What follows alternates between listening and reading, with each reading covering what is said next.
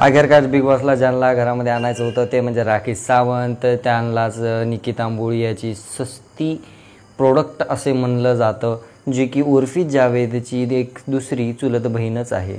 त्यामध्ये आपण बघू शकता की अभिजित बिचुकले यांनासुद्धा बिग बॉसमध्ये वाईल्ड कार्ड एंट्रीमधून आणलेलं आहे। त्यामुळे राखी सावंत यांनासुद्धा बिग बॉसमध्ये आणलेलं आहे, जे की निकी तांबोळी यांची कॉम्पिटिटरमधून त्यांना आणलेलं आहे आणि अभिजित बिचुकले यांना जे आहे जान्हवीसाठी आणि बाकी इतर कंटेस्टंट्ससाठी आणलेलं आहे। आणि यामध्ये मला राखी सावंतच्या अभिजित बिचुकलेच्या त्या व्हिडिओमध्ये थोडं काय वाटलं नाही, कारण तो माणूसच तसा आहे, अजब गजब अनोख्या अंदाजाचा।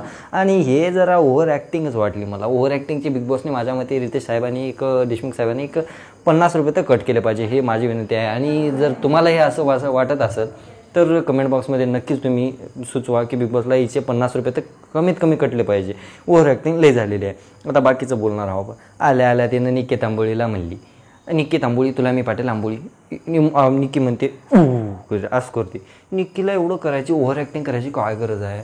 अहे रब्बा खरं अरे पंजाबी आहे का? एवढं ओव्हर स्क्रिप्टेड करायचं नसते की लगेच बघणाऱ्याला लक्षात आलं पाहिजे, जरा आता असा रिॲलिटी शो वाटला पाहिजे। तेवढं काय मला विशेष काय वाटलं नाही। जशी रिअल ॲक्टिंग आपल्या सूरजदादाची, पंढरनाथदादाची वाटते, आपल्या धनंजय पवारची वाटते, तेवढी म्हणजे निकी तांबोळीची एकदम असं ओव्हर रेटिंग वाटायला आता ते।